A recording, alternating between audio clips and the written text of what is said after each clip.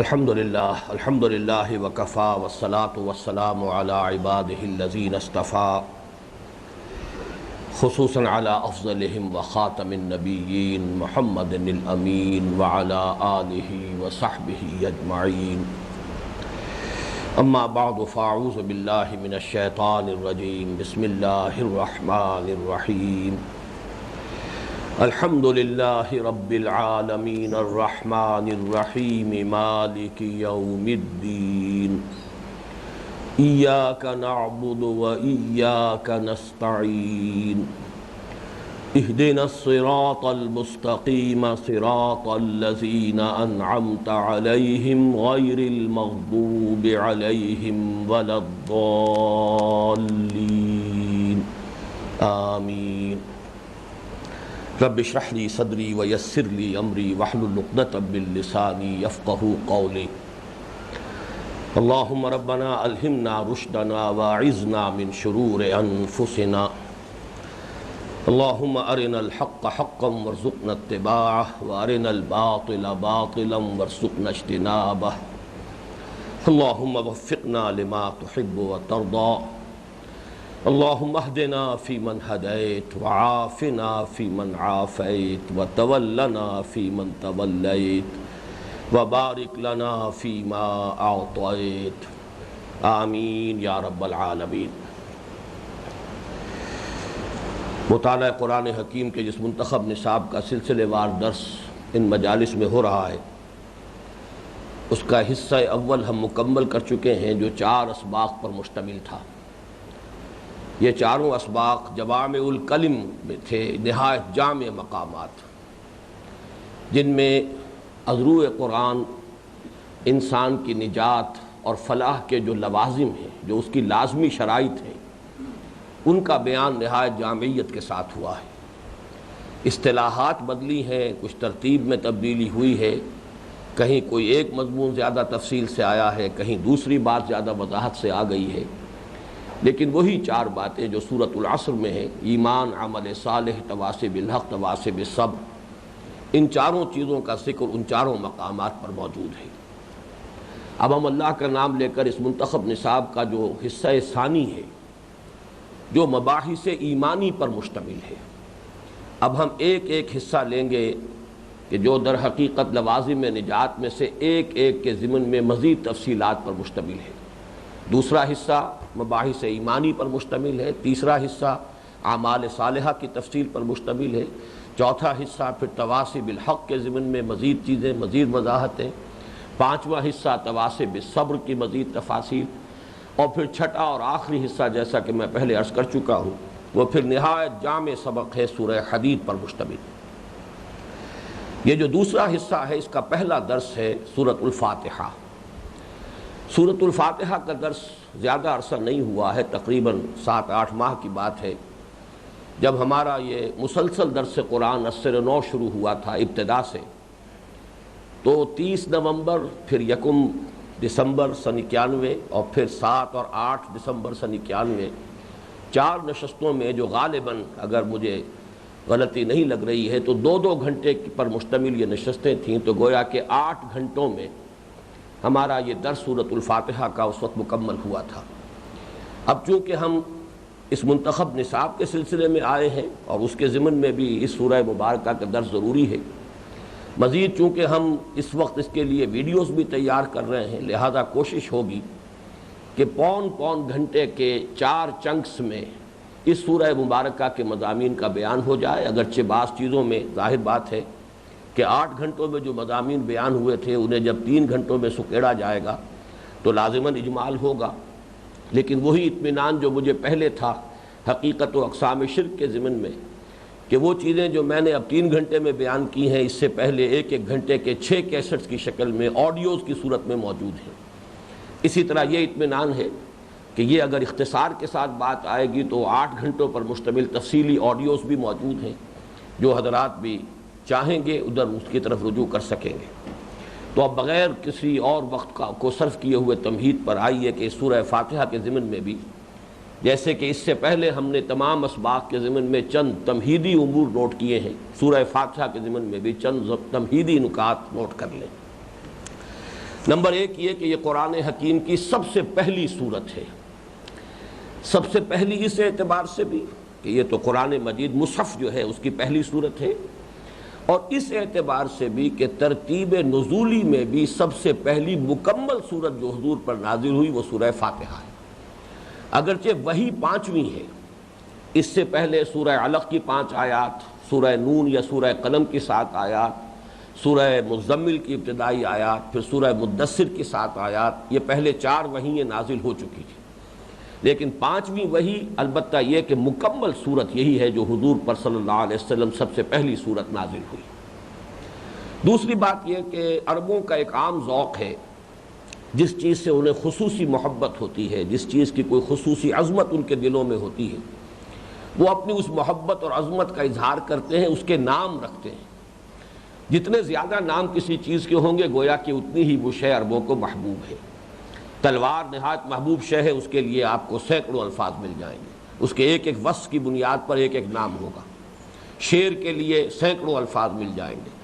تو اسی طریقے سے اس سورہ مبارکہ کے بھی 25 نام ہیں جو علامہ جلال الدین سیوطی رحمۃ اللہ علیہ نے اپنی جو معرکۃ الآراء تصنیف ہے الاتقان فی علوم القرآن، اس میں 25 نام گنوائے ہیں، ان میں سے چند میں چاہتا ہوں کہ میں آپ کے سامنے بھی بیان کر دوں۔ سب سے پہلا نام جو گویا کہ اس کے لیے بطور علم ہے، علم کہتے ہیں، اس میں علم معرفہ کہ جو کسی شے کی علامت کے طور پر ہوتا ہے، تو اس میں علم اس کا جو ہے وہ سورۃ الفاتحہ ہے۔ الفاتحہ کے معنی ہے فتح یفتح، کھولنا، الفاتحہ کھولنے والی شے، تو سورۃ الفاتحہ دی اوپننگ سورہ آف دی قرآن، قرآن اس سے کھل رہا ہے، کھلتے ہی سب سے پہلے جو سورہ مبارکہ سامنے آئے گی وہ یہ سورہ فاتحہ ہے۔ پھر اس کی جامعیت کے اعتبار سے بہت سے نام ہیں، جن میں سے 2 اہم ہیں، ام القرآن اور اساس القرآن۔ ام بھی بنیاد، جڑ کو کہتے ہیں، والدہ ام اس لیے کہلاتی ہے کہ اسی سے آگے جو ہے اسی کے بطن سے ولادت ہو رہی ہے اولاد کی، تو اسی طریقے سے کسی بھی شے کے لیے جو چیز بنیاد اور جڑ کی حیثیت رکھتی ہے وہ ام ہے، ام القرآن۔ تو فلسفہ اور حکمت قرآنی کے اعتبار سے یہ ام القرآن ہے، اساس القرآن ہے۔ اسی طرح اس کے 2 نام وہ ہیں جو سورہ حجر کے آخر میں آئے ہیں، اور ایک حدیث نبوی میں چونکہ تعین کے ساتھ حضور نے یہ بیان فرما دیا ہے کہ یہ ان دونوں ناموں سے مراد سورہ فاتحہ ہے، وہ حدیث ہم بعد میں پڑھیں گے، لیکن یہ کہ السبع المثانی، وہ 7 آیات جو بار بار دہرا کر آتی ہیں، چونکہ نماز کی ہر رکعت میں ہم اس سورہ فاتحہ کو پڑھتے ہیں، تو یہ دہرائی جانے والی 7 آیتیں، وَلَقَدْ آتَيْنَاكَ سَبْعًا مِّنَ الْمَثَانِي وَالْقُرْآنَ الْعَظِيمِ، تو اس لیے قرآن العظیم بھی ہے، یہ القرآن العظیم، بڑا قرآن، گویا کہ یہ خود اپنی جگہ پر ایک مکمل قرآن ہے، یہ اس کی فضیلت کے اعتبار سے۔ اسی طرح جیسا کہ ابھی عرض کیا یہ نماز کا جزو لازم ہے، لہذا سورۃ الصلاۃ بھی اسے کہا گیا، سورۃ الحمد بھی کہا گیا، اس کا پہلا لفظ ہے الحمد، سورۃ الشکر کہا گیا، سورۃ السوال کہا گیا، اس لیے کہ اس میں ہم ایک سوال کرتے ہیں اہدنا الصراط المستقیم، سورۃ المناجات، اللہ تعالیٰ کے ساتھ ہم کلامی کی یہ صورت ہے۔ اس کے کچھ نام ہیں، الکافیہ، کفایت کرنے والی، الشافیہ، شفا دینے والی، الشفا بھی نام ہے اس کا، الوافیہ، پورا کر دینے والی، الراقیہ، راقیہ کہتے ہیں وہ کہ جھاڑ پھونک کرنے کے لیے بھی، یہ گویا کہ وہ سورہ مبارکہ ہے کہ جس کو اگر متواتر پڑھا جائے تو بہت سے امراض سے شفا حاصل ہوتی ہے۔ بہرحال یہ میں نے جیسا کہ عرض کیا یہ مظہر ہے اس کا کہ اس کی فضیلت کا ایک نقش جو ہے وہ اہل عرب کے دلوں پر نقش تھا، اس اعتبار سے اس کے یہ نام جو ہے کثرت کے ساتھ ہے۔ اب آئیے جہاں تک اس سورہ مبارکہ کی فضیلت کا تعلق ہے تو ایک تو وہی حدیث جس کا میں نے ابھی ذکر کیا تھا، یہ جامع ترمذی کی روایت ہے، وہ میں پوری حدیث آپ کو پڑھ کر سنا رہا ہوں۔ عن ابی ہریرہ رضی اللہ تعالی عنہ ان رسول اللہ صلی اللہ علیہ وسلم قال لابی بن کعب رضی اللہ عنہ، حضرت ابو ہریرہ سے مروی ہے رضی اللہ تعالی عنہ کہ حضور صلی اللہ علیہ وسلم نے حضرت ابی بن کعب سے فرمایا رضی اللہ تعالی عنہ، اتحب ان اعلمک سورۃ لم ينزل فی التوراۃ ولا فی الانجیل ولا فی الزبور ولا فی القرآن مثلھا، کہ ابی کیا تم چاہتے ہو کہ میں تمہیں ایک ایسی سورت تلقین کروں، سکھاؤں جس کی مثل نہ زبور میں نازل ہوئی، نہ تورات میں، نہ انجیل میں، نہ خود قرآن میں، یعنی قرآن میں بھی اس کے ہم وزن ہم پلہ کوئی اور صورت نہیں ہے، وہ گویا کہ اس اعتبار سے منفرد ہے اپنی فضیلت کے اعتبار سے۔ قال نعم یا رسول اللہ، اب ظاہر بات ہے کہ حضرت ابی بن کعب کا کیا جواب ہو سکتا تھا؟ ضرور، اے اللہ کے رسول ضرور فرمائیے۔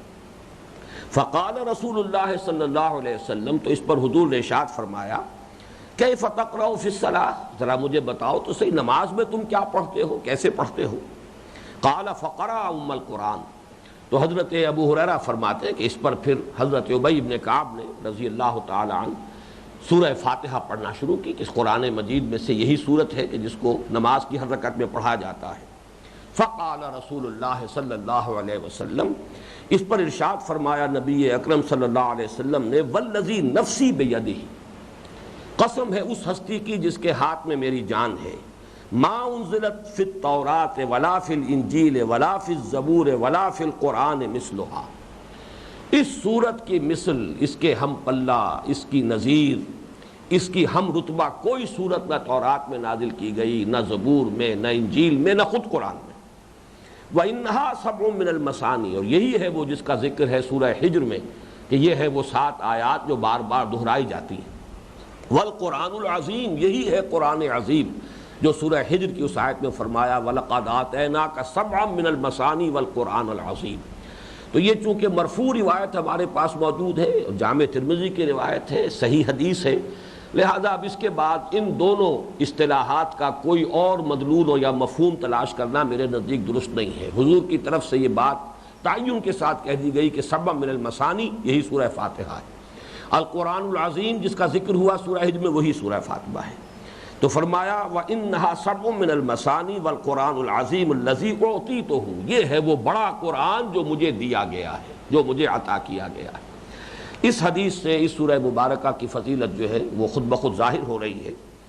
حضرت انس سے امام حاکم نے ایک روایت نقل کی ہے جس میں اس سورہ مبارکہ کو افضل القرآن بھی قرار دیا گیا ہے، قرآن مجید میں سب سے زیادہ فضیلت والی سورت۔ اور چونکہ فضیلت کی تعین کے لیے حضور کا ایک عام انداز تھا کہ گویا کہ ریشو پروپورشن کی شکل میں، کہ اس طریقے سے اندازہ دے دیا جائے لوگوں کو جیسے سورہ اخلاص کے بارے میں ثلث قرآن، یہ 1/3 قرآن کے برابر ہے، یا کہیں فرمایا گیا کہ یہ 1000 آیات کے برابر ہے، سورۃ الزلزال 1000 آیات کے برابر ہے۔ لیکن اب دیکھیے کہ اس کے ضمن میں حضرت عبداللہ ابن عباس رضی اللہ تعالی عنہما سے مروی ہے روایت کہ حضور نے فرمایا یہ 2/3 قرآن کے مساوی ہے۔ اول تو یہ کہ یہ خود القرآن العظیم ہے، خود بہت بڑا قرآن ہے، عظمت والا قرآن، لیکن یہ ہے کہ پورے قرآن کے اعتبار سے اگر اس کا نسبت و تناسب جو ہے جاننا چاہو فضیلت کے اعتبار سے، تو یہ 2/3 قرآن کے ہم وزن ہیں۔ اب تیسری چیز نوٹ کیجئے کہ یہ سورہ مبارکہ جو ہے نماز کا جزو لازم ہے، یہ چیز متفق علیہ ہے، اس میں کوئی اختلاف نہیں ہے۔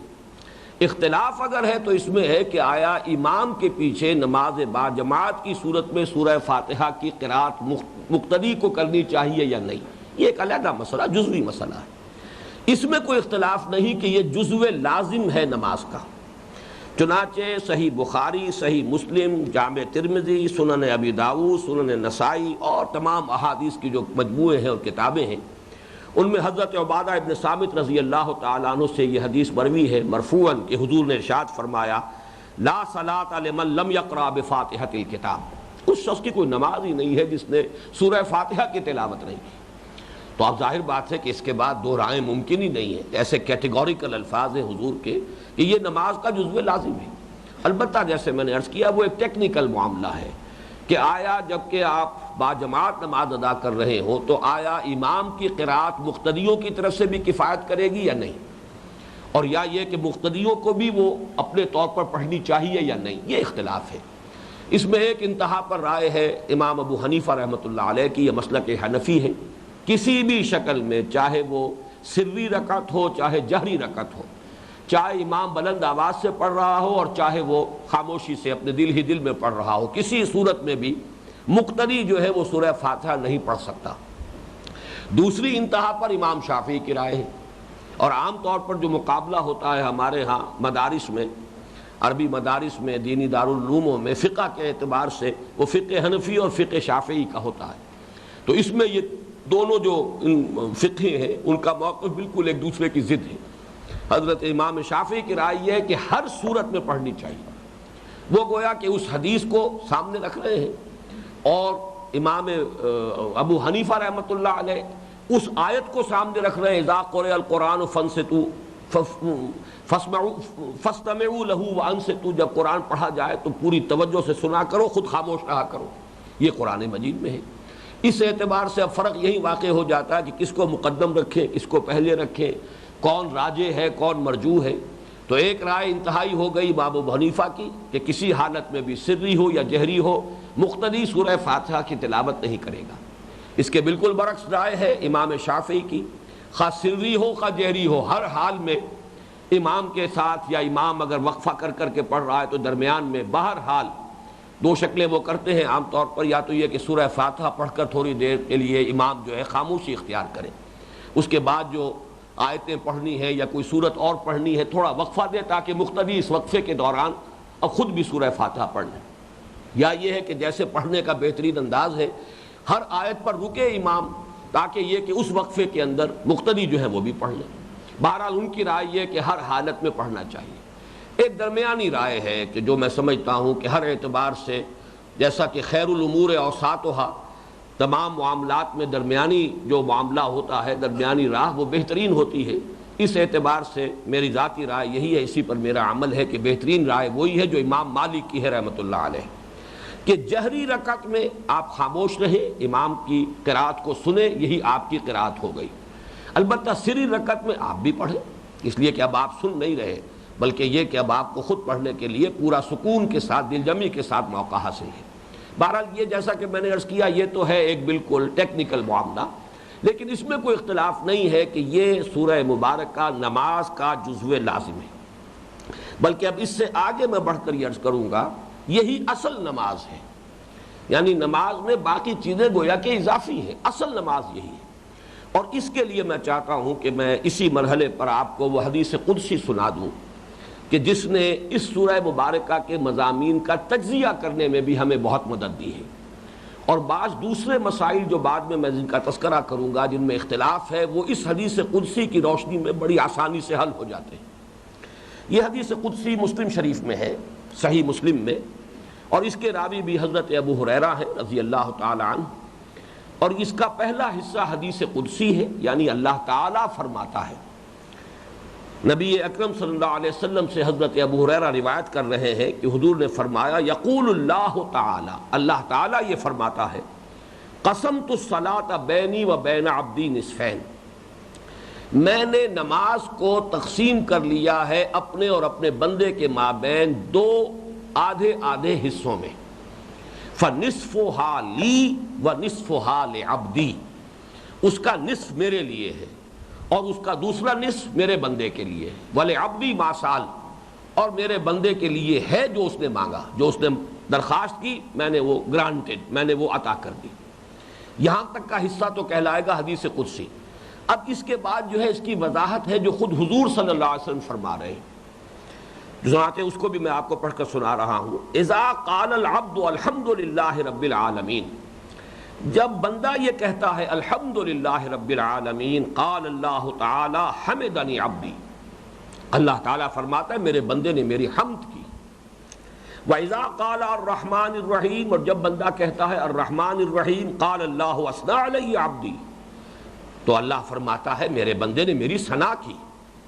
وَإِذَا قَالَ مَالِكِ يَوْمِ الدِّينِ قَالَ مَجَّدَنِي عَبْدِي، اور جب بندہ کہتا ہے مالک یوم الدین، اللہ فرماتا ہے میرے بندے نے میری بزرگی بیان کی، میری تمجید کی۔ وَإِذَا قَالَ إِيَّاكَ نَعْبُدُ وَإِيَّاكَ نَسْتَعِينُ قَالَ هَذَا بَيْنِي وَبَيْنَ عَبْدِي، اللہ فرماتا ہے یہ میرے اور میرے بندے کے مابین ہے۔ وَلِعَبْدِي مَا سَأَلَ، اور میں نے دیا اپنے بندے کو جو کچھ کہ اس نے مانگا۔ چونکہ اس ایک آیت کے اندر آپ نے دیکھا کہ دو جملے ہیں، نعبدو کا و نستعینو کا، اور البتہ چونکہ اس میں مفعول کو مقدم کیا گیا، پہلے لایا گیا ہے حصر کے لیے، بعد میں ہم تفصیل سے غور کریں گے، لہذا شکل بن گئی ایاک نعبدو و ایاک نستعین، یہ دو جملے ہیں مکمل۔ ایک میں اقرار کر رہا ہے بندہ اللہ سے اپنی عبدیت کا، عبادت کا عہد کر رہا ہے، دوسرے میں اللہ سے مانگ رہا ہے اس کی مدد، ایاک نعبد و ایاک نستعین، تو فرمایا اللہ تعالیٰ فرماتا ہے ھذا ما بینی و بین عبدی، بلکہ مجھے یاد آ رہا ہے کہ میں نے الفاظ استعمال کیے تھے، یہ ہینڈ شیک ہے، بندے اور رب کے مابین ایک معاہدہ ہے، قول و قرار ہے، جیسے بیعت ہوتی ہے تو بیعت میں بھی مصافحہ ہوتا ہے، تو یہ معاہدہ ہے، یہ میرے اور میرے بندے کے مابین ہے، اور میرے بندے نے جو کچھ مجھ سے مانگا میں نے دیا۔ وَإِذَا قَالَ الْعَبْدُ اهْدِنَا الصِّرَاطَ الْمُسْتَقِيمَ صِرَاطَ الَّذِينَ أَنْعَمْتَ عَلَيْهِمْ غَيْرِ الْمَغْضُوبِ عَلَيْهِمْ وَلَا الضَّالِّينَ قَالَ اللَّهُ تَعَالَى هَذَا لِعَبْدِي وَلِعَبْدِي مَا سَأَلَ، یہ ہے میرے بندے کے لیے اور میں نے اپنے بندے کو دیا جو اس نے مانگا۔ یہ جو ان آیات کی ایک وضاحت اس حدیث قدسی کی روح سے ہوئی ہے، ایک تو اس پہلو سے کہ اس سورہ مبارکہ کی تاثیر کتنی ہے، کہ واقعتاً انسان کے شعور کی گہرائی سے اگر یہ الفاظ ادا ہوں، استحضار قلب کے ساتھ اگر بندہ یہ الفاظ زبان سے ادا کر رہا ہو، تو اس کے اندر وہ تاثیر ہے کہ ہر جملے پر اللہ تعالیٰ کی طرف سے جواب آ رہا ہے، اگرچہ ہمارے پاس وہ کان نہیں ہے کہ جن سے ہم وہ سن سکیں۔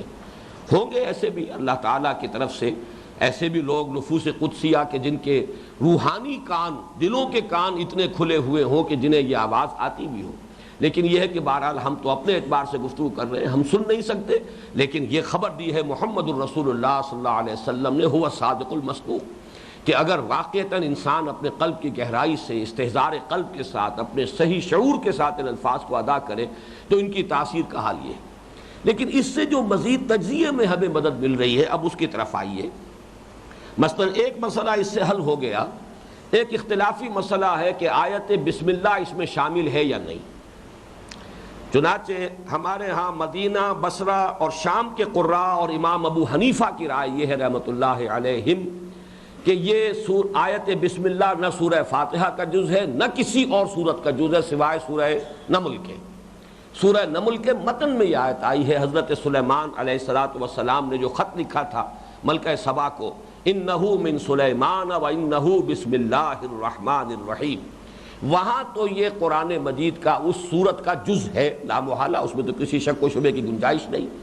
باقی جو یہ 113 مرتبہ مزید لکھی گئی ہے مصحف میں، یہ صرف علامت کے طور پر کہ یہاں سے سورت شروع ہو رہی ہے، سوائے ایک سورت کے وہ سورہ توبہ ہے کہ جس کے آغاز میں یہ آیت بسم اللہ نہیں ہے، باقی 114 سورتوں میں سے 113 سورتوں کے آغاز میں یہ بطور علامت ہے۔ یہ رائے ہے امام ابو حنیفہ کی رحمۃ اللہ علیہ، اور ہمارے ہاں جو قراء کے جو مراکز رہے ہیں علم قرات کے، تو ان میں مدینہ، بصرہ اور شام کے قراء کی رائے بھی یہی۔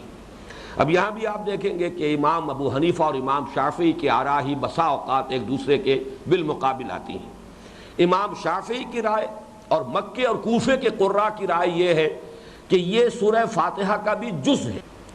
یہی وجہ ہے کہ آپ نے دیکھا ہوگا اہل حدیث حضرات چونکہ وہ اکثر و بیشتر جو ہے وہ شافعی مسلک کے مطابق ان کا عمل ہوتا ہے، احادیث جو ہے انہی سے اس پر استنباط کرتے، اس حوالے سے وہ رکعت کے اندر تو بسم اللہ بلند آواز سے پڑھتے ہیں، بسم اللہ الرحمن الرحیم رب العالمین، یہ کہ شافعی کی بھی یہی ہے اور مکے کے فقہا کی رائے بھی ہے۔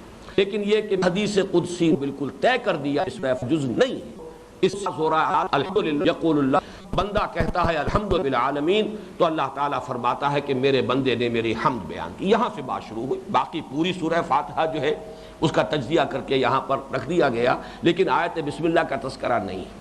تو میرے نزدیک یہ رائے جو ہے امام ابو حنیفہ کی، یہ رائے جو ہے میرے نزدیک زیادہ صحیح ہے، اور یہ کہ اس حدیث قدسی کی روشنی میں تو اس کا پلڑا بہت بھاری ہو جاتا ہے۔ مزید یہ کہ اس میں جو آیات کی گنتی کا معاملہ ہے وہ بھی اختلافی ہے، چنانچہ ایک پر تو اتفاق ہے کہ 7 آیات ہیں، اس لیے کہ وہ تو سبع من المثانی سورہ ہجر میں آ گیا، حدیث کے اندر آ گیا کہ یہی ہے السبع المثانی، تو 7 آیتوں پر مشتمل ہونا یہ تو گویا کہ نص قطعی سے ثابت ہو گیا۔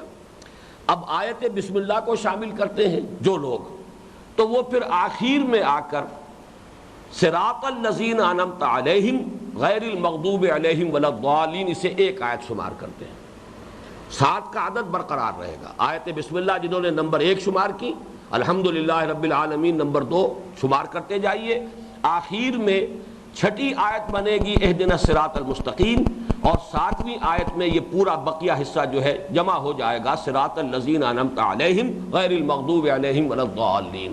یہ ان حضرات کی رائے. اسی وجہ سے آپ عرب ممالک میں جو مصحف چھپتے ہیں ان میں ترتیب العموم یہی دیکھیں گے. آیت جو ہے بسم اللہ کی نمبر 1 ڈال کر پھر یہ الحمدللہ رب العالمین سے نمبر 2.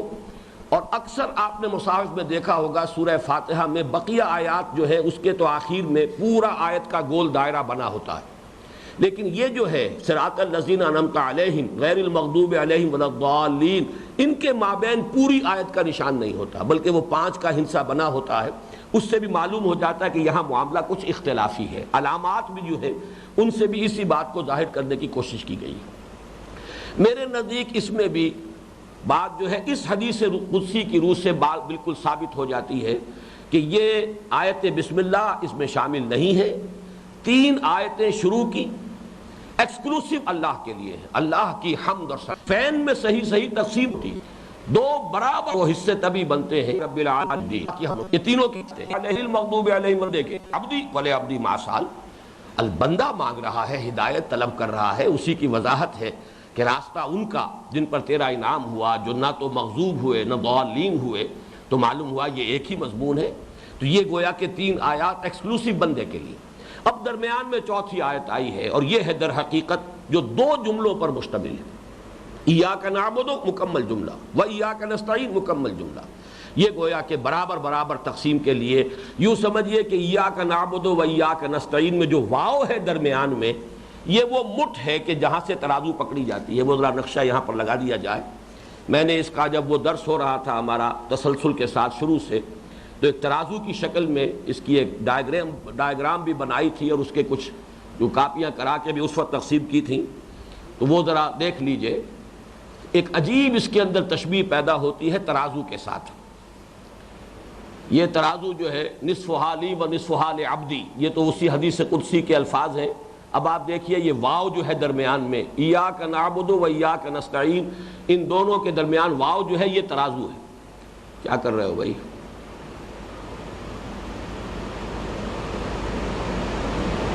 اب ذرا ادھر کی طرف کر دو، دائیں حصے کو درمیان میں لے آؤ، دائیں کو بھائی. کیا کر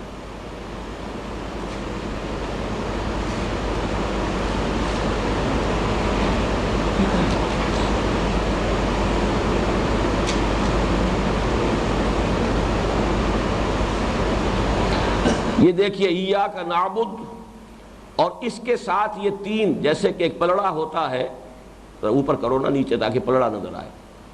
یہ ترازو کا پلڑا جو ہے یہ 3 آیات پر مشتمل ہے اور 3 ہی زنجیروں سے. ہمیشہ آپ نے دیکھا ہوگا ترازو کی یہ 3 جو ہے ایک پلڑا 3 زنجیروں کے ساتھ.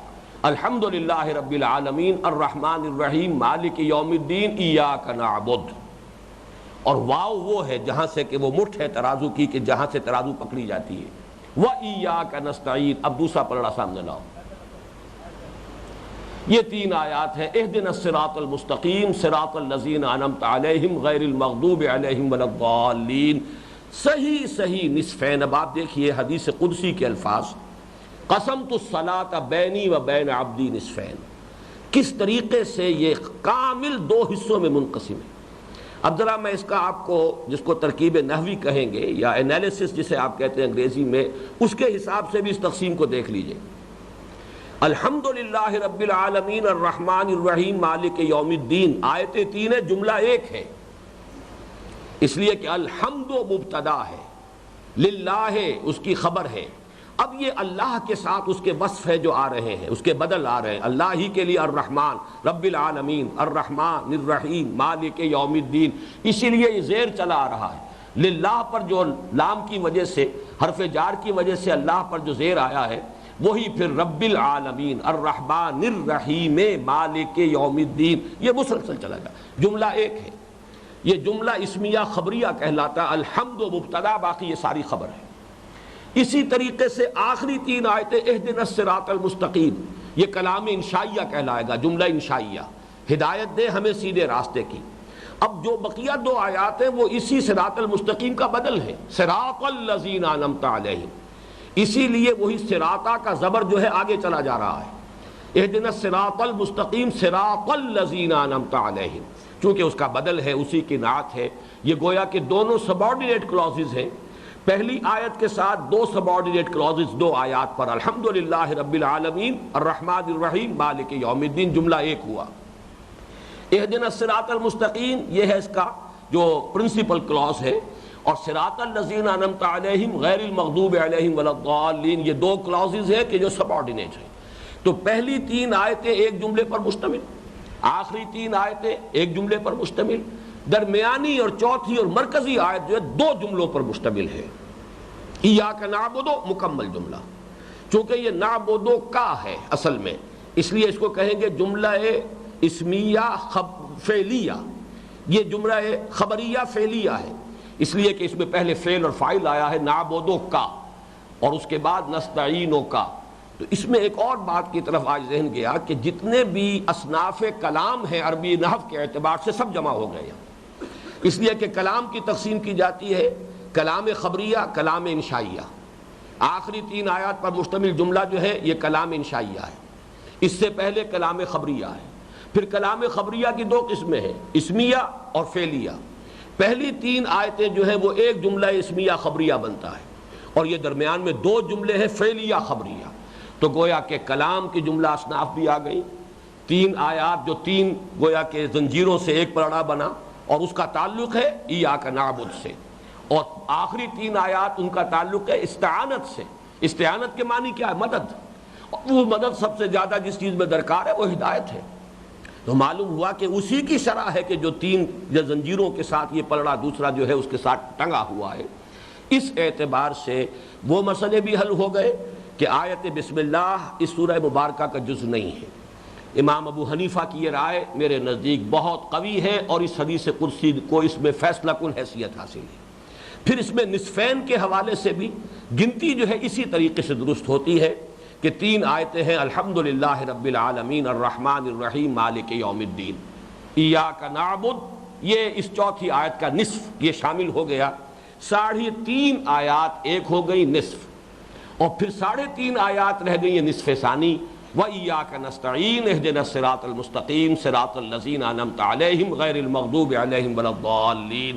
تو میرے نزدیک یہ حدیث قدسی جو ہے اس سورہ مبارکہ کے مضامین کے تجزیے کے اعتبار سے بھی، اور اس کے اصل مفہوم اور معنی کو سمجھنے کے لیے بھی بہت ہی مفید اور مفید ہے۔ اب آئیے اگلا موضوع یہ ہے کہ قرآن مجید میں اس سورہ مبارکہ کا جو مقام ہے وہ تو ہم نے کافی تفصیل سے اس وقت سمجھا تھا جبکہ یہ تسلسل کے ساتھ درس قرآن ہمارا شروع ہوا تھا۔ یہاں پر چونکہ یہ ہمارا منتخب نصاب کا درس ہو رہا ہے تو اس اعتبار سے ہمیں سمجھنا ہے کہ کیا ربط ہے اور کیا اس کے ساتھ جو ہے مضامین کا جو تعلق ہے وہ کس طرح جڑا ہوا ہے۔ اس کے لیے ذرا اب اپنے ذہن کو لے جائیے پہلے حصے کے درس ثالث کی طرف۔ درس ثالث میں حضرت لقمان کی شخصیت کا تذکرہ تھا۔ حضرت لقمان کون تھے؟ نہ نبی تھے نہ نبی کے امتی تھے، ایک حکیم اور دانا انسان۔ اور حکمت اور دانائی کی بنیاد کیا تھی یہ ہم پوری تفصیل سے پڑھ چکے ہیں۔ حکمت اور دانائی کی بنیاد کیا ہے؟ فطرت سلیمہ، عقل سلیم۔ فطرت کا تقاضا کیا ہے؟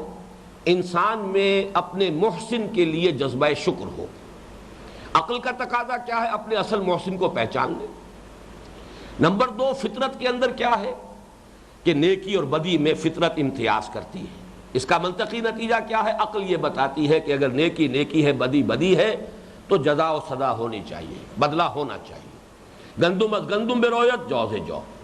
یہی وہ چیزیں ہیں کہ جو حضرت لقمان کی نصیحتوں میں ہمیں نظر آئیں۔ وَلَقَدْ آتَيْنَا لُقْمَانَ الْحِكْمَةَ أَنِ اشْكُرْ لِلَّهِ وَمَنْ يَشْكُرْ فَإِنَّمَا يَشْكُرُ لِنَفْسِهِ وَمَنْ كَفَرَ فَإِنَّ اللَّهَ غَنِيٌّ حَمِيدٌ۔ اور اس کے بعد آخر میں جو چوتھی آیت ہے، 5ویں آیت ہے اس رکوع کی، اور حضرت لقمان کی جو نصیحت ہے اس کی دوسری آیت ہے، یا بنی انہا ان تک مثقال حبۃ من خردل فتکن فی صخرۃ او فی السماوات او فی الارض یأت بها اللہ ان اللہ لطیف خبیر۔ اے میرے بچے، نیکی یا بدی خواہ وہ رائی کے دانے کے ہم وزن ہو، خواہ وہ پیٹ زمین کے پیٹ میں ہو، پہاڑوں کی کھو کے اندر ہو، کہیں فضا کی پہنائیوں میں ہو، اللہ اسے لے آئے گا۔ یعنی اعمال انسانی جو ہے ضائع ہونے والی چیز نہیں ہے، ان کا بدلہ مل کر رہے گا۔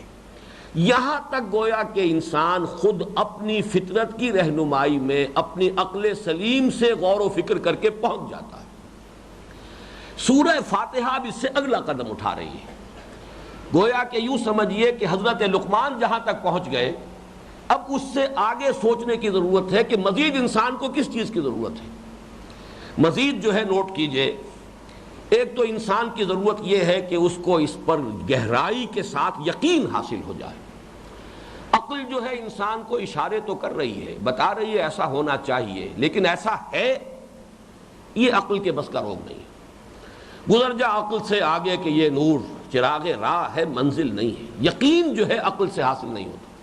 یہ ضرور ہے کہ اشارے کر رہی ہے، چراغ راہ ہے، منزل نہیں ہے. یہ در حقیقت اشارہ کرتی ہے، لیکن یہ ہے کہ منزل تک پہنچاتی نہیں. یقین کے لیے انسان کو کسی اور چیز کی ضرورت ہے. اسی طریقے سے عملی ہدایت کے اندر انسان کا جہاں تک انفرادی طرز عمل ہے زندگی میں، نیکی بدی، یہ تو فطرت میں ہے. یہ تو گویا کہ انسان کے اپنے اندر جو مقیاس موجود ہے، دل بتا دیتا ہے، فطرت گواہی دیتی ہے، ضمیر بتا دیتا ہے کہ یہ کام غلط ہے جو تم کر رہے ہو، یہ کام اچھا ہے. اس سے طبیعت کے اندر انشراح ہوتا ہے. میں وہ حدیث آپ کو سنا چکا ہوں، اذا سات کا سیئتوں کا و سرت کا حسنتوں کا فانت مومن. جب تجھے کوئی نیک کام کر کے خوشی ہو اور کوئی برا کام کر کے تمہیں اپنے دل کے اندر جو ہے خلجان محسوس ہو، تمہیں خود برا لگے کہ تم نے یہ کام کیوں کیا، تو سمجھ لو کہ تم مومن ہو. یہ ایمان کی علامت ہے. تو معلوم ہوا فطرت انسانی میں یہ چیز موجود ہے. نیکی اور بدی، اخلاقی یہ ویلیوز جو ہیں، یہ تو امپرنٹڈ ہے ان ہیومن نیچر کے اندر. لیکن اس سے آگے چل کر خاص طور پر اجتماعیات انسانیہ میں قدم قدم پر ایسے دو راہیں آتے ہیں کہ ذرا سا آدمی چھوٹا سا اینگل بھی اگر مڑ گیا تو یک لحظہ غافل گشتم و 100 سالہ راہم دور شد والی بات ہو جاتی ہے. ذرا سے غلط رخ پر آدمی چل پڑا تو پھر جیسے جیسے آگے بڑھتا جائے گا صراط مستقیم سے دور ہوتا جائے گا. عملی ہدایت کی ضرورت ہے انسان کو، عملی رہنمائی کی ضرورت ہے، خاص طور پر اجتماعیات انسانیہ کے ضمن میں. سماجی ویلیوز کیا ہوں، عورت اور مرد کے درمیان حقوق اور فرائض کا توازن کیا ہو، فرد اور اجتماعیت کے درمیان کیا توازن ہو، فرد کو کتنی آزادی دی جائے، اجتماعیت کس قدر کنٹرول کرے فرد کو. اسی طریقے سے سرمایہ اور محنت کے مابین توازن کیا ہو. یہاں عقل انسانی بالکل بے بس ہے، اس لیے کہ انسان یا مرد ہوگا یا عورت. عورت اپنی بات سوچے گی، مرد کے احساسات اسے معلوم ہی نہیں. مرد اپنے اعتبار سے غور کرے گا، عورت کے احساسات کا اسے تجربہ ہی نہیں. لہذا مرد سوچے گا تو اس کا جو ہے سارا پلڑا جو ہے وہ اپنی طرف جائے گا، عورت غور کرے گی تو سارا پلڑا اپنی طرف جھکائے گی. توازن کیسے ہوگا؟ انسان یا سرمایہ دار ہوگا یا مزدور ہوگا. مزدور اپنے مفاد کو سامنے رکھے گا، سرمایہ دار کے مفاد کو سامنے نہیں رکھ سکتا، اس کی مصلحتیں اس کے سامنے آ ہی نہیں سکتی. سرمایہ دار غور کرے گا تو ساری مصلحتیں اپنی دیکھے گا، وہ مزدور کی جو ضرورتیں ہیں ان کا لحاظ نہیں کر سکتا. کما حق ہوں.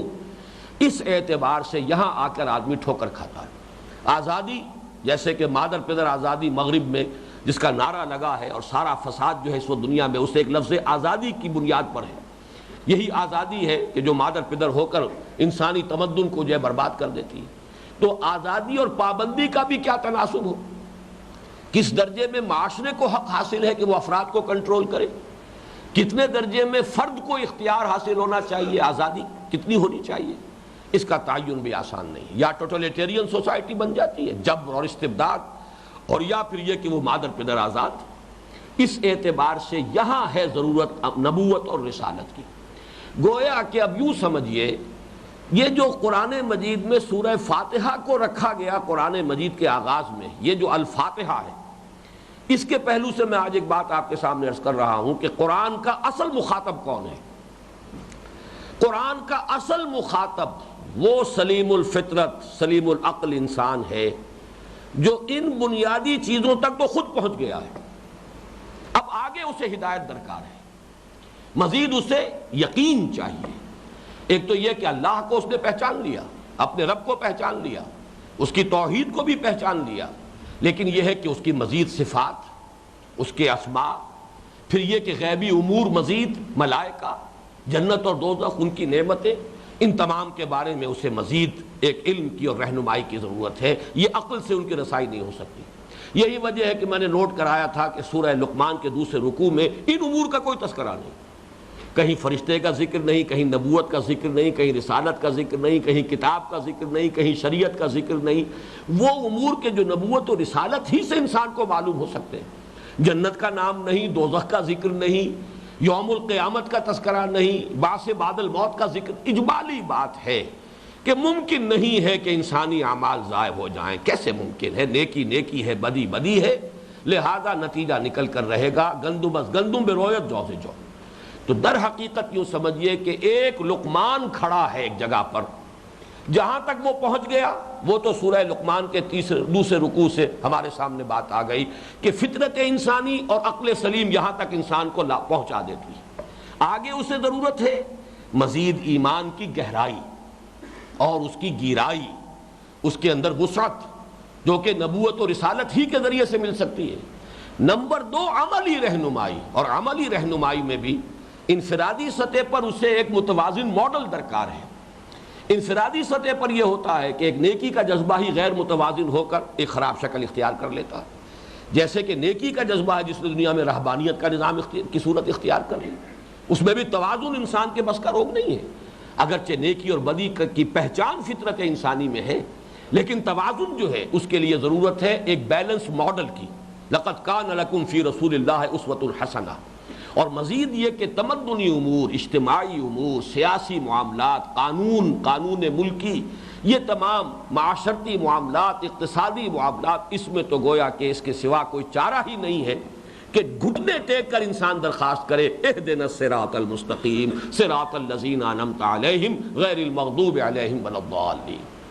گویا کہ اب پھر میں دوبارہ دہرا رہا ہوں، سورہ لقمان کے دوسرے رکوع میں جو مضامین آئے تھے اصل میں اس سے ایک قدم ہم آگے بڑھے سورہ فاتحہ میں۔ چنانچہ جب ہم ابھی تفصیلاً لفظ بلفظ مطالعہ شروع کریں گے تو اس کا میں جگہ جگہ پر اشارے کروں گا کہ یہ سورہ لقمان کے اس دوسرے رکوع سے جس پر کہ ہمارا تیسرا سبق مشتمل تھا، کس کس اعتبار سے ایک ایک قدم آگے بڑھ رہا ہے۔ وہ ہے در حقیقت اس منتخب نصاب میں جو ربط ہے مضامین کا، اس کے حوالے سے اس تعلق کو ذہن کے اندر قائم رکھنا، پہچاننا ضروری ہے۔ باقی یہ کہ قرآن مجید میں اس کو اوپننگ سورہ کیوں بنایا گیا؟ اس لیے کہ در حقیقت اصل مخاطب جو ہے قرآن کا وہ سلیم الفطرت اور صحیح العقل انسان ہے، جو ایک حد تک خود پہنچ گیا ہے۔ آگے وہ سوال کر رہا ہے اہدنا الصراط المستقیم صراط الذین انعمت علیہم غیر المغضوب علیہم ولا الضالین۔ گویا کہ بقیہ پورا قرآن اسی درخواست کا جواب ہے۔ اسی لیے سورہ بقرہ شروع ہوتی ہے الف لام میم ذالک الکتاب لا ریب فیہ ھدی للمتقین۔ وہ متقین، اب حضرت لقمان کی شخصیت کو ذہن میں رکھیے، وہ متقی شخص جو یہاں تک تو پہنچ گیا ہے، اللہ کو اس نے پہچان لیا ہے، اپنے اصل مربی کو پہچان لیا ہے، اس کے شکر کا التزام کر رہا ہے، اس کے شرک سے اجتناب کر رہا ہے، اسے یقین ہے کہ کوئی اعمال کا بدلہ مل کر رہے گا، اس کے اندر نیکی کا جذبہ موجود ہے، نیکی اور بدی کی پہچان بھی ہے، نیکی پر چلنا چاہتا ہے، بدی سے رکنا چاہتا ہے، یہاں تک پہنچ گیا ہے۔ آگے اب وہ درخواست کر رہا اہدنا الصراط المستقیم صراط الذین انعمت علیہم غیر المغضوب علیہم ولا الضالین۔ وقت ختم ہو رہا ہے لیکن 2 جملے اور میں عرض کروں گا۔ در حقیقت جو میں نے کہا اصل مخاطب یہ ہے، بقیہ لوگوں کے بارے میں آپ کیا کہیں گے؟ جبکہ قرآن تو کہتا ہے پوری نوع انسانی کے لیے ہدایت ہے، ھدی للناس۔ اس کو یوں سمجھیے کہ بقیہ لوگ جن کے اوپر کے پردے کچھ پڑے ہوئے ہیں، جن کی فطرت پر خواہشات، شہوات، تعصبات کے پردے ہیں، لہذا وہ اپنی عقل سے کام لے کر تو وہاں تک نہیں پہنچ پائے، غفلت میں ہے، دنیا میں مگن ہے، حیات دنیاوی ہی میں گم ہو کر رہ گئے ہیں۔ کافر کی یہ پہچان کے آفاق میں گم ہے، مومن کی یہ پہچان کے گم اس میں آفاق۔ اب ان لوگوں کا 2 طرح کا حال ہو سکتا ہے۔ اگر تو وہ پردے ہلکے ہیں، دبیز نہیں ہیں، بھاری نہیں ہیں، تو رسالت کے ذریعے سے وہ پردے اٹھنے شروع ہو جاتے ہیں۔ اسی لیے کہا گیا ہے، ایک ہے السابقون الاولون من المہاجرین والانصار، اور دوسرے ہیں والذین اتبعوہم باحسان۔ یہ لوگ طبعاً مخاطب ہیں، اصل تو وہی ہے، سلیم الفطرت صحیح العقل لوگ، اصل مخاطب وہ ہیں۔ لیکن جب وہ آگے بڑھتے ہیں تو کچھ وہ لوگ جن کے دلوں کے اوپر، فطرت کے اوپر کچھ پردے آ گئے تھے، لیکن پردے زیادہ بھاری نہیں تھے، ان کے پردے اٹھتے چلے جاتے ہیں، حجابات دور ہوتے ہیں اور وہ بھی اس راستے پر آگے بڑھنا شروع کر دیتے ہیں۔ جن کے پردے گہرے ہوتے ہیں، جن پر غفلت کے یا تعصبات کے یا تکبر کے یا حسد کے، خواہشات کے، شہوات کے پردے دبیز ہوتے ہیں، تو وہ نبوت اور رسالت سے بھی وہ پردے دور نہیں ہوتے، بلکہ اور بھاری ہوتے چلے جاتے ہیں۔ یضل بہ کثیرا ویہدی بہ کثیرا، ان کے لیے تو مزید ضلالت، مزید گمراہی، اتمام حجت ہو جاتا ہے ان پر کہ اللہ کے ہاں جا کر یہ نہ کہہ سکیں کہ ہمیں بتایا نہیں گیا تھا، ہمارے سامنے بات رکھی نہیں گئی تھی، لیکن یہ کہ انہیں فائدہ اس سے نہیں ہوتا۔ نہ قرآن سے فائدہ ہوا ابو جہل کو، نہ محمد الرسول اللہ سے فائدہ پہنچا ابو جہل کو صلی اللہ علیہ وسلم۔ معلوم یہ ہوا کہ یہ تو ہے انسان کے اپنی کیفیت کے اوپر۔ اس اعتبار سے اس سورہ مبارکہ کا جو ربط و تعلق ہے ہمارے اس منتخب نصاب میں، وہ اصل قائم ہوگا تیسرے درس سے۔ چوتھا درس اسی لیے میں نے عرض کیا تھا کہ اکثر و بیشتر تو ہم وہ اصل میں جو حصہ اول جب دوم ختم ہوتا ہے تو اس کے بعد میں پھر وہ سورہ حامیم السجدہ کی آیات کا درس دیا کرتا ہوں۔ اس مرتبہ میں نے اس پورے 4 اسباق کو مکمل کر لیا ہے کہ تسلسل سے، ورنہ اصل ربط جو ہے اس درس کا وہ سورہ لقمان کے دوسرے رکوع کے مضامین سے قائم ہے۔ باقی قرآن مجید کی اوپننگ سورہ سے کیوں بنایا گیا؟ تاکہ واضح ہو جائے کہ قرآن کا اصل مخاطب کون ہے، قرآن کی ہدایت سے صحیح طور پر استفادہ کرنے والا کون ہے۔ اقول قولی ھذا واستغفر اللہ لی ولکم ولسائر المسلمین